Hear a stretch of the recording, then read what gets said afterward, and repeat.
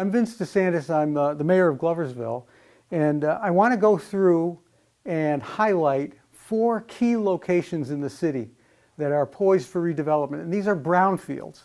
So they're former industrial sites that are in Gloversville that have always been off limits for redevelopment. We're now at the point where we're able to actually apply for money for environmental remediation of these sites to get them back into productive use. So the first frame here in this PowerPoint is a map of the city, and it shows a couple of things. We have a brownfield opportunity area that's highlighted in the map in white, and then the red line, which is a little larger, is our local waterfront revitalization area. And that area, we have a grant to do a brownfield, and we've been working on that with a steering committee and community outreach for a couple of years. And we also have the local waterfront revitalization plan, which aims to change neighborhoods and capitalize on the benefits of being near a waterway like the Cadetta Creek or the West Mill Creek coming in from the west, from Mico. And in the context of doing those plans in the last few years, there's been a tremendous amount of community outreach. And so that has sort of generated some real enthusiasm about the key sites in these locations. So I'll go through these sites from north to south. And the first one that I want to talk about is Tradition Leather, because that seems to be the highest priority. That's on 11th Avenue. It's on West 11th Avenue in the city, and it's right across the street from the Kingsborough School. It is a site that's a real eyesore. It has been an abandoned tannery for a long time. There was a fire there a few years ago. The debris from that fire is still there. And so we're now at the point where we're making arrangements for the city to take title to this parcel of land, which is a very large parcel. And next month, if everything goes well, we'll be able to go out to bid to actually clean up the site physically. Now, that's not cleaning up the pollution that's in the ground, but cleaning up the mess that's above ground, the debris from the fire, and 2 out of the 4 re-existing buildings. So there are a couple of buildings, large buildings that are worthless. They're deteriorated and they have no value. Those will be demolished. All of the debris from the fire will be cleaned up, and the other 2 buildings are buildings that are capable of adaptive reuse because they're solid buildings. We've done a structural assessment on all of them. The vision for this location is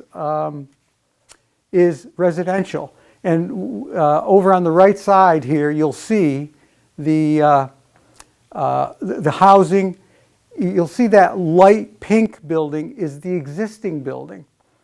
Any building in the light color. The darker orange, that's new construction, and that would be new construction of housing. We're envisioning housing for young families because it's right across the street from the elementary school, and also for seniors as well. And it also ties into recreational. You'll see a pond there. That pond actually exists, but it's got to be uncovered. And so there's a pond, there's gardens there, and so it would be a combination of residential and recreational. The second site that I want to show you is an interesting site. It's Reisdorf Tannery, and Reisdorf is on West 8th Avenue, near the corner of West 8th Avenue and Wilson Street. And you'll see from this frame, you can see the tannery is right at the corner of those 2 streets, but and that's number 1 on the frame on the right side. So it's down at the lowest point. Number 2, that is privately owned, and the person who owns that lives there on Wilson Street. And he's very anxious to sell that to the city, and we're very anxious to purchase it. So we're waiting to get to the point where we can purchase that. The vision for this site, and I'll go to the next frame, is for this to be redeveloped as a commercial area. The ponds are to be restored, and there would be trail bike trails that go through the forest there. And it could be cross-country ski trails in the wintertime. But in the place where the tannery used to be, at the bottom of the hill, would be maybe a snack bar, ski rentals, bike rentals, some other commercial amenities there. We already have applied for remediation money, about $500,000 for the first phase of remediation on this. That application was submitted on December 1st of 2021. We should be hearing this spring if we won that grant. That will be used to restore the 2 ponds on the site, and that would be kind of the first phase of environmental remediation. The third site is familiar to everybody who probably takes their children up to the middle school or the high school. It's Decca Records, the former Decca record facility on Lincoln Street. And that is an area that would be, the building is massive. And that we are hoping to market that for adaptive reuse. We just received a technical assistance grant just this past week. We were notified that we received a TA grant from EPA for this site. So we're going to be doing some more studies on it, but we're hoping to market that for adaptive reuse. We envision that to be live workspace for artisans or light manufacturing that's clean as long as it's not noisy. There's a large courtyard in the middle that could be used for open space for production, and then around the edges would be the residential portion of it. So there are a couple of developers who actually have told us that they'd consider this to be an attractive site for redevelopment. The last one that I wanted to talk about is what we call the Crescent, and this is probably the most interesting out of the 4. The Crescent is an enormous swath of land, many acres, and it's, the place where the rail yard used to be is largely publicly owned. The city's transit system headquarters is on that site. And the vision for that is for that to be recreational. This is the point where the 2 creeks meet. The West Mill Creek actually meets the Cadetta Creek at this point, and then flows further south.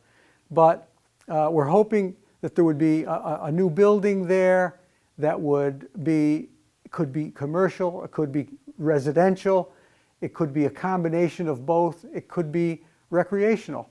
But we're hoping that it would be a great place to fish, and we're also hoping to daylight the stream.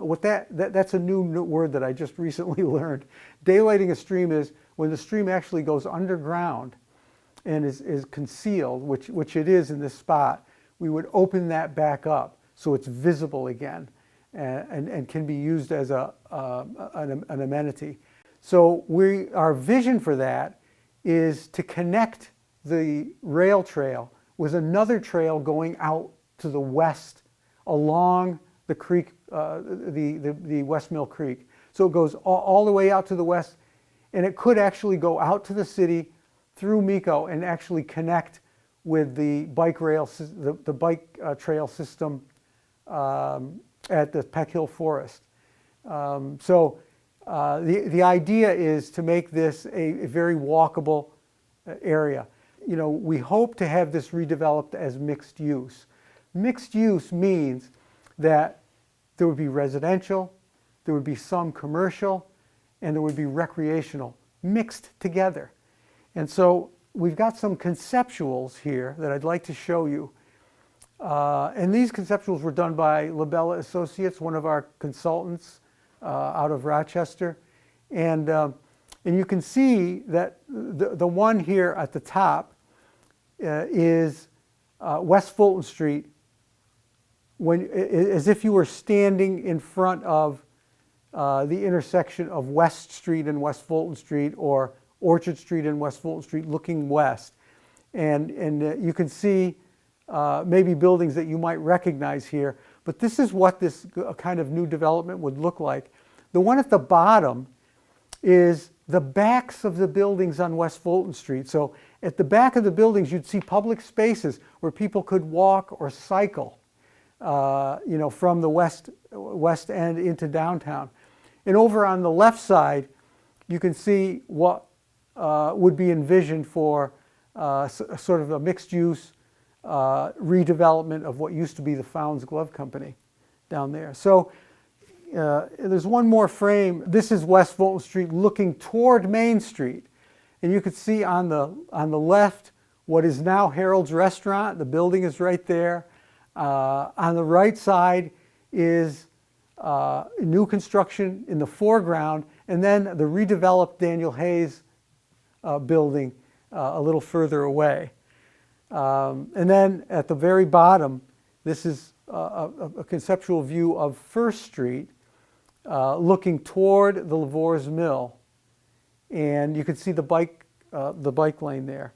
So this is, what we envision is for Gloversville, real human scale redevelopment, making our community an attractive place to live and work, and an attractive place to start a new business, a great place to raise children. So that's the vision. We're not just revitalizing our brownfield. We're not just revitalizing our downtown. We're not just reestablishing the stability of our neighborhoods. We're doing all of those things.